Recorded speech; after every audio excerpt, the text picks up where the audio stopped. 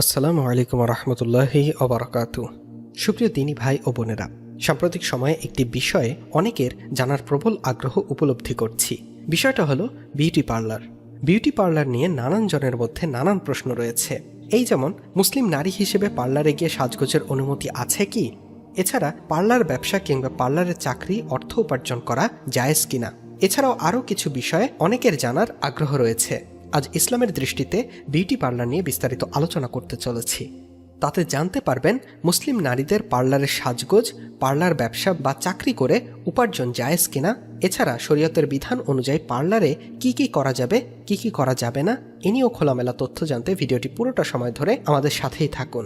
মনোযোগ সহকারে অবশ্যই পুরো ভিডিওটা দেখবেন, না হলে অনেক কিছু বোঝা যাবে না। আর আপনি আমাদের চ্যানেলটি আজই প্রথম ভিজিট করে থাকলে এক্ষুনি চ্যানেলটি সাবস্ক্রাইব করে নিন ও পাশে থাকা বেল বাটনটি প্রেস করে নিন। চলুন যাওয়া যাক মূল আলোচনায়।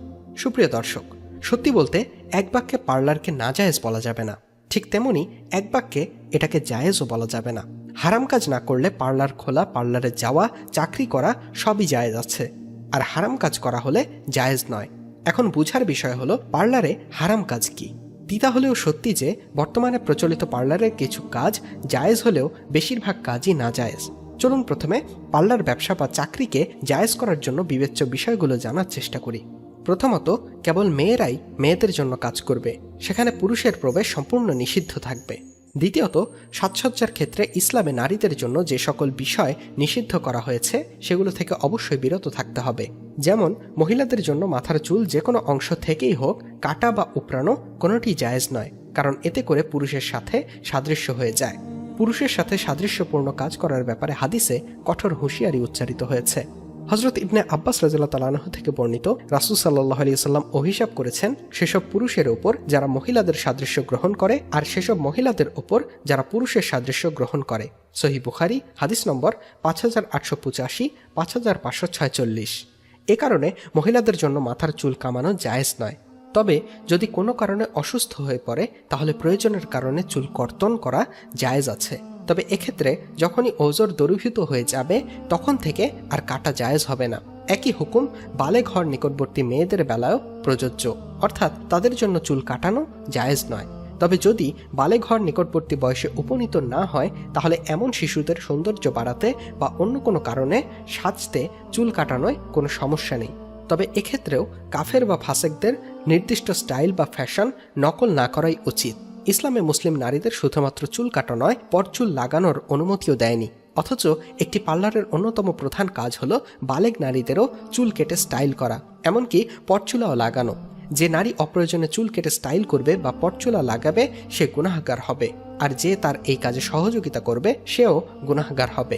তবে হ্যাঁ, চুল কাটা ছাড়া বিভিন্ন প্রকার ঝুঁটি ও ডিজাইন করাতেও শরীয়তে কোনো নিষেধাজ্ঞা নেই। হযরত ইবনে আব্বাস রাদিয়াল্লাহু তাআলা আনহু থেকে বর্ণিত, তিনি বলেন, একবার আমি আমার খালা ময়মুনা বিনতে হারিসের নিকট রাত যাপন করেছিলাম। ওই রাতে রাসূল সাল্লাল্লাহু আলাইহি ওয়াসাল্লামও তার কাছে ছিলেন। ইবনে আব্বাস রাদিয়াল্লাহু তাআলা আনহু বলেন, রাসূল সাল্লাল্লাহু আলাইহি ওয়াসাল্লাম উঠে রাতের সালাত আদায় করতে লাগলেন।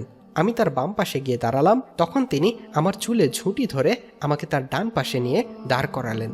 সহিহ বুখারী হাদিস নম্বর 5919, 5575। তবে এক্ষেত্রে কাফের বা কোনো ফাসেক মহিলার ডিজাইন ও স্টাইল যেন নকল না করা হয় সেদিকে অবশ্যই লক্ষ্য রাখতে হবে, কারণ ফাসেক ও কাফের সাদৃশ্য গ্রহণ জায়েজ নয়। হযরত আব্দুল্লাহ বিন ওমর রাদিয়াল্লাহু তাআলা আনহু থেকে বর্ণিত, রাসূল সাল্লাল্লাহু আলাইহি ওয়াসাল্লাম ইরশাদ করেছেন, যে ব্যক্তি যার সাদৃশ্য গ্রহণ করে সে তাদেরই অন্তর্ভুক্ত হবে। আবু দাউদ শরীফ হাদিস নম্বর 4033। চুলকে রঙিন করাতে কোনো সমস্যা নেই যদি অন্য কোনো হারাম কাজ না করা হয়, তাহলে এমনিতে মহিলাদের চুল রঙিন করাতে শারীরিক কোনো নিষিদ্ধতা নেই। চুলের বাইরে ভ্রু প্লাক, ভ্রু ও চোখে কালার লেন্স, শরীরে উল্কি অঙ্কন, দাঁত চিকন করা, আতর, সুগন্ধি, কৃত্রিম নখ ইত্যাদি লাগানোর অনুমতিও নেই মুসলিম নারীদের জন্য। কেননা একদিকে এগুলো মানবদেহের জন্য ক্ষতিকারক, অন্যদিকে মানুষকে ধোঁকা দেওয়ার নামান্তর। যে নারী এই কাজগুলো করবে সে নিজে ও তার কাজ সম্পাদনকারীরাও গুনাহগার হবে। তবে হিজড়াদের সাথে সাদৃশ্যপূর্ণ না হলে ভ্রুকে কেচি দিয়ে ছোট করা জায়েজ আছে। হাদিসে এসেছে, হযরত আব্দুল্লাহ বিন মাসুদ রাদিয়াল্লাহু তাআলা আনহু থেকে বর্ণিত, তিনি বলেন, সৌন্দর্য বৃদ্ধিকল্পে যে নারী উল্কা উৎকীর্ণ করে ও করায়, যে নারী ভ্রু উপড়ে ফেলে এবং যে নারী দাঁত কেটে শুরু করে মাঝখানে ফাঁক বানায়, যে কাজগুলি দ্বারা আল্লাহর সৃষ্টির মাঝে পরিবর্তন সাধিত হয়, এদের ওপর আল্লাহ তাআলা অভিশাপ বর্ষণ করুন। আমি কেন তার ওপর অভিশাপ বর্ষণ করব না যাদের ওপর আল্লাহর রাসূল অভিশাপ বর্ষণ করেছেন, সেই সাথে তা আল্লাহ তাআলার কিতাবে বিদ্যমান আছে। সহিহ বুখারী হাদিস নম্বর 5943, 5599। শারীরিক সীমায় থেকে সৌন্দর্য বর্ধনের লক্ষ্যে মহিলাদের জন্য ফেসিয়াল করা, ক্রিম বা লোশন ব্যবহার করা, হাত পা মালিশ করা জায়েজ আছে। তবে এক্ষেত্রে অবশ্যই খেয়াল রাখতে হবে যেন শারীরিক সীমা লঙ্ঘিত না হয়। যেমন মালিশ করতে গিয়ে যে অঙ্গ ধরা স্বামী ছাড়া কারো জন্য জায়েজ নয় তা স্পর্শ করা ইত্যাদি। যদি এমনটি করা হয় তাহলে তা হারাম হবে। আর কোনো কিছু দেহের জন্য ক্ষতিকারক বা হারাম উপাদান থেকে তৈরি কেমিক্যাল ও রং ব্যবহার করা যাবে না। পার্লারের ব্যবসা করলে বা চাকরি করলে যে সকল মহিলা পর্দাবিহীনভাবে চলাফেরা করে বা যারা বোরকা পরে কিন্তু মুখমণ্ডল খোলা রাখে, তাদের অঙ্গসজ্জা না করা, কেননা এতে তাদেরকে এ সকল গুনাহের কাজে সহযোগিতা করা হয়, যা ইসলামে নাজায়েজ। এবার আপনি ভেবে দেখুন তো, ইসলামের নিষিদ্ধ কাজগুলো ছাড়া কি আধুনিক যুগের পার্লার চালানো সম্ভব? পার্লার ব্যবসা বা চাকরি করতে হলে চুল কাটা থেকে শুরু করে পরচুলা লাগানো, ভ্রু প্লাক সহ মুসলিম নারীদের নিষিদ্ধ আরও অনেক সাজসজ্জা করতেই হবে, কারণ এখনকার নারীদের এসব মূল সাজসজ্জা। আর এইসব নিষিদ্ধ সাজসজ্জা যে করবে সে যেমন গুনাহগার হবে, যে করিয়ে দেবে সেও গুনাহগার হবে। নিষিদ্ধগুলো বাদ দেই, যেগুলো বৈধতা আছে সেগুলো করতেও ভাবতে হবে যাকে সাজাচ্ছেন সে কাকে তার রূপের খেলা দেখাবে। আপনার কাছ থেকে সেজে গুজে সে কোনো পর্দা না করে রিক্সা করে বাজারে ঘুরে বেড়াবে, তার রূপের জাদুতে দাদুর বয়সী লোকেরাও হা করে তাকিয়ে থাকবে, চোখের জিনা করবে। আর যুবকেরা তাদের দেখে উত্তেজিত হয়ে কোনো অবলা নারী বা শিশুর ওপর ঝাঁপিয়ে পড়বে। এর দায়ভার আপনারও থাকবে। এছাড়া অনেক পর্দা করার নারীও সাজগুজের কারণে ফরজ নামাজও ছেড়ে দেবে, তার পাপের ভাগিদার আপনিও হবেন। এখানে আরেকটা বিষয় জেনে রাখা ভালো, যে নারী পার্লারে গিয়ে নিষিদ্ধ সাজসজ্জাগুলো করলো সে শুধুমাত্র তার নিজের পাপের ভাগিদার হবে, আর যে পার্লার ব্যবসায়ী ও কর্মী তাকে সাজিয়ে দিল সে কিন্তু একজনের সমান পাপের ভাগিদার হবে না, বরং সে জীবনে যত নারীকে ওভাবে সাজাবে তত নারীর পাপের ভাগিদারি হবে। কাল কিয়ামতের দিন সে সাজগোজ করা নারী এটাও অভিযোগ করতে পারে, পার্লার না থাকলে তো আমি এসব করতাম না, আর ওই পার্লার কর্মী আমাকে এসব করতে উদ্বুদ্ধ করেছে। আবার স্মরণ করিয়ে দিতে চাই, বর্তমানে সকল শর্তাবলী পালন করে বিউটি পার্লার চালানো প্রায় অসম্ভব। সুতরাং স্বামীর আর্থিক দুর্বলতায় একান্ত জরুরি অবস্থায় তাকে সহযোগিতার উদ্দেশ্যে বা স্বামী পরিত্যক্ত একজন মহিলার অর্থ কামানোর জন্য এই পথে না গিয়ে ব্যক্তিগত যোগ্যতা ও অভিজ্ঞতার আলোকে ভিন্ন বৈধ উপায় অনুসন্ধান করা উচিত। যেমন পূর্ণ পর্দা রক্ষা করে এবং ফিতনা থেকে দূরে থেকে কেবল মহিলা অঙ্গনে হালাল জব করা, বাড়িতে বা বাড়ির আশেপাশে কেবল ছাত্রীদের জন্য কোচিং করা, বাড়িতে হাঁস মুরগি বা গবাদি পশু পালন করা, অনলাইন ভিত্তিক বিভিন্ন ধরনের হালাল ব্যবসা করা, হস্তশিল্প, পোশাক তৈরি, কাপড় সেলাই ইত্যাদি কাজ করা। পার্লার ব্যবসা ও চাকরির বিষয় তো জানলাম, এবার জানার দরকার পার্লারে গিয়ে সাজগোজ করার বিষয়ে।